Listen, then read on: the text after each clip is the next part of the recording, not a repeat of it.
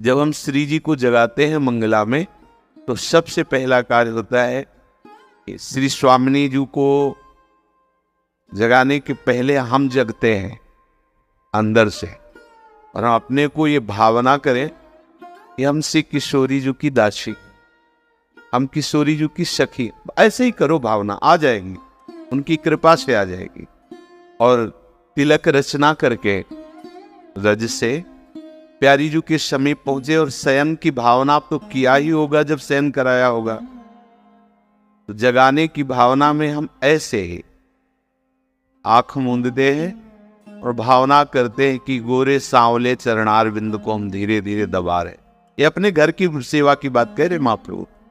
अपनी जो कुटिया में छोटे से सिंहासन में जो ठाकुर जी प्रिया जी विराजमान, उनको ऐसे आप एक दिन देखना, आपको अनुभव में आने लगेगा कि आप श्री चरणों का स्पर्श प्राप्त कर रहे हैं। थोड़ी तन्मयता हो, रोज ऐसा करो। मंगला में जगाने के समय पहले श्री चरणों को ऐसे चापते हैं। मंत्र जपो या पद गायन करो, मंगला के पद है, पद गायन करो, धीरे धीरे चरण चाप रहे। और शयन के समय, मध्याह्न में जब शयन कराए या रात्रि में जब शयन कराए, तब धीरे धीरे आप चरण चापने की भावना कुछ क्षण करें।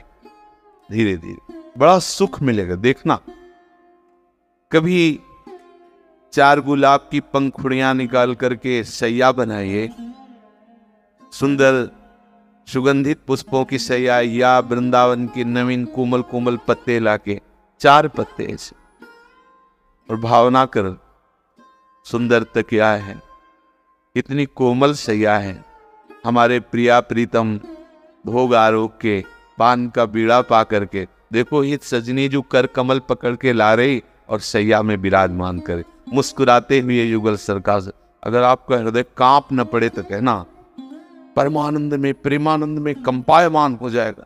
जिस दिन कृपा करके जरा सा अनुभव हुआ कि सैया पर प्रिया प्रीतम विराजमान, प्यारी जो प्यारे जो शयन कर रहे, उनके आंखों में नींद आ रही, धीरे से हाथ उठाए, साष्टांग प्रणाम किया, पर्दा कर दिया, प्यारी जो प्यारे जो शयन कर रहे। बिल्कुल अपनी भावना में रहिए।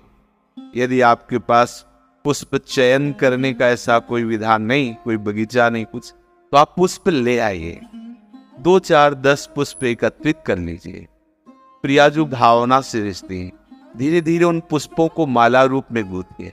हमारे राधा वल्लभ लाल जी में तो संपूर्ण आभूषण इस समय पुष्पों के ही बनते, फूलों का बंगला बनता है। अपनी भावना से अपनी भावना पूर्ण करनी है। आपको लगता है हमारे पास पैसे नहीं, पुष्प लेने की कोई व्यवस्था नहीं, कोमल कोमल पत्ते ले आइए और उनका माला बना लीजिए। और भावना से अपने युगल सरकार, चाहे वो नाम रूप में विराजमान हो, चाहे वो छवि रूप में विराजमान हो, स्वयं बना करके पहनाए। खरीद के ला के पहनाना और स्वयं बना करके पहनाना बड़ा अंतर हो जाता है। वो बड़े भाग्यशाली जन हैं जो स्वयं अपने हाथ से श्री जी की सेवा करते हैं, स्वयं माला बनाई और श्री जी को अर्पित कर दी। छोटा सा भी फ्लैट है या कमरा है, तो हम गमलों में श्री जी की सेवा के लिए 4 अगर रायबेल रख लेंगे, उसमें 10 कलियां आएंगी, तो उससे तो हम श्री जी का श्रृंगार बना ही सकते हैं। एक छोटी सी माला बनाई, राधा नाम में पहना दी, बहुत बड़ा श्रृंगार हो गया। राई के सम भजन को मानत मेरु समान, ये हमारी लाडली जी का स्वभाव है। सच्ची माने सच्ची, अगर एक कली भी आप श्री जी के चरणों में भाव से अर्पित करेंगे ना, तो श्री जी ऐसा मानेंगे मानो आपने फूलों का पहाड़ अर्पित कर दिया। राई बहुत छोटा दाना होता है, मतलब बहुत छोटे भजन को हमारी लाडली जो सुमेरु के समान मानती है। बहुत बड़ा ये भाव प्राप्त करने का उपाय है। इसे ऐसे मत मान लेना गौड़ बात। आचार्य चरण कह रहे हैं, एक पंखा रखिए, उसे श्रृंगारित कीजिए।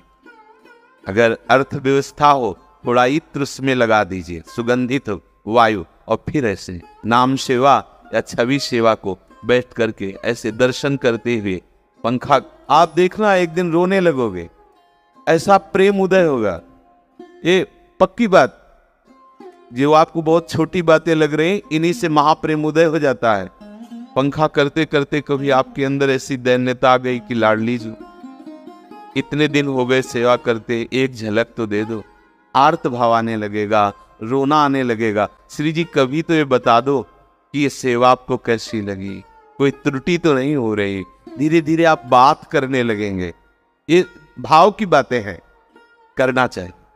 सेवा सौंज में जो आपके घर में ठाकुर जी विराजमान है, एक मोर पंख का और एक पंखा और एक चंवर, छोटा सा ही सही, वो सेवा के लिए होना।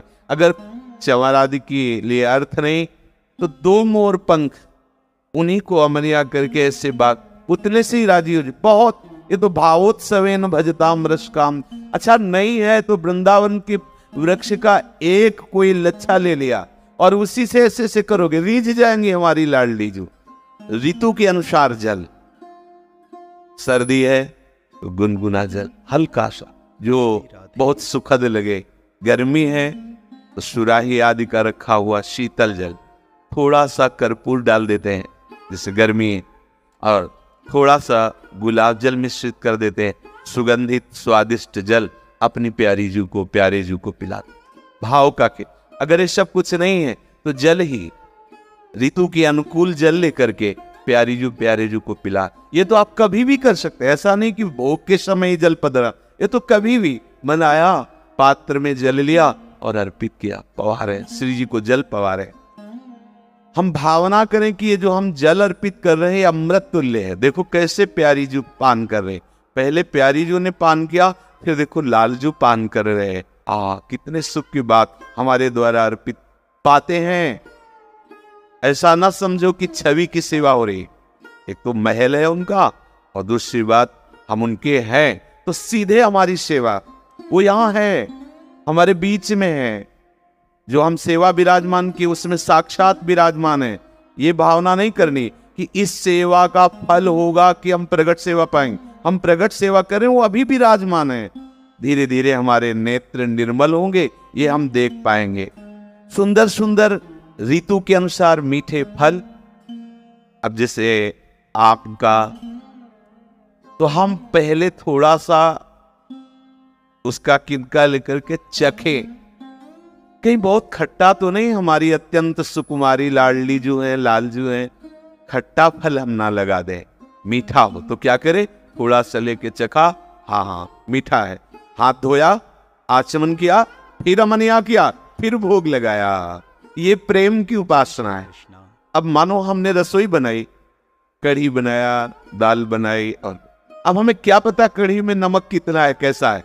पहले हम एक चम्मच लेते हैं, अलग होकर पहले उसे पाते, हाँ थोड़ा और डालना है या कैसा है, हम पहले चेक करते हैं, आचमन करते हैं, फिर भोग लगाते हैं। हमारे यहाँ प्यार की उपासना है। हमारे लाडली लाल को कहीं कड़वा न लग जाए, कहीं खट्टा अधिक न लग जाए, कहीं उनको सुखद लगना चाहिए। इसलिए ऋतु के अनुसार सुखद फल, रसीला फल, ऐसे नहीं कि ऋतु के अनुसार शुष्क कठोर फल, नहीं, ऐसा नहीं। भाव में बहुत बड़ी सामर्थ्य, बहुत बड़ी सामर्थ्य है। आप अपनी कुटिया में ही भावना करें। जैसे बहुत सरल, आप भोजन कोई भी ऐसा नहीं कि बिना भोजन करे, बनाते तो है ना। अब श्री जी को भोग पधराया, 2 फुलका पधराया, अब गरम गरम एक तीसरा फुलका तैयार किया, उसको लेके जा रहे, फिर परोसा, फिर थोड़ी देर में एक बना के ले गए, फिर परोसा, श्री जी पा रहे। फिर मन में आए, थोड़ा अगर घी है, थोड़ा घी दाल में डाल, अच्छा अभी और, अब महाप्रसाद ला। ऐसे भावना में भरे हुए, डूबे हुए, आप अपने भाव में डूबे, दूसरे से मतलब नहीं हो। क्या यहाँ ये नहीं तो दियम वस्तु गोविंदम तो ब्रह्मेशम, यहाँ अपने आप को समर्पित कर दिया। समर्पण की क्या, 8 पैर उनके दुलार में मगन। यहाँ मंत्रों का मात्र नहीं है, यहाँ भाव का। भावोत्सवेन भजताम रस काम धेनुम तम राधिका चरण रेणु महामिस्मरण। और जो प्रगट सेवा नहीं करते हैं तो मानसिक सेवा में प्रवेश पाना कठिन है। और जब प्रगट सेवा में तन्मयता होने लगती है तो उसी में मानसिक सेवा होने लगती है, क्योंकि सौंज सामग्री थोड़ी होती है, भाव हमारा बढ़ता चला जाता है। अब जैसे श्री जी विराजमान है, अब सोने का छत्र तो नहीं है ना, लेकिन हम जब भावना में देखेंगे तो दिव्य स्वर्ण रत्न जटित सिंहासन पर हमारे प्रिया प्रीता है, स्वर्ण छत्र लगा हुआ है, सुंदर चवन डुलाए जा रहे हैं, शीतल मंद सुगंध वायु में हम अपने भावना में डूब, तो वो सब हो रहा है, वो सब हो रहा है, वो सब सेवा समर्पित हो रही है, वो कोरी कल्पना नहीं है, वो आपकी भावना है। हर समय हम अपने प्यारे जू की सेवा भावना में मगन, उनको सुपो, इत्र नहीं है हमारे पास, नहीं है अर्थ, तो हम क्या करें, भावना में देखें। बड़ा सुंदर कदम्ब का इत्र है, वो खोलते ही पूरा वातावरण उसके सुगंध से युक्त हो गया। प्यारे जू को हम इत्र लगा रहे हैं, आप देखोगे बड़ा सुख का अनुभव होगा। एक दिन ऐसी वृत्ति हो जाएगी कि जिस इत्र की भावना करोगे उसकी खुशबू आपको आने लगेगी और वातावरण भी उसी खुशबू से युक्त हो जाएगा। भावना में अपार सामर्थ्य है, हम प्रत्येक पल भावना में बहे।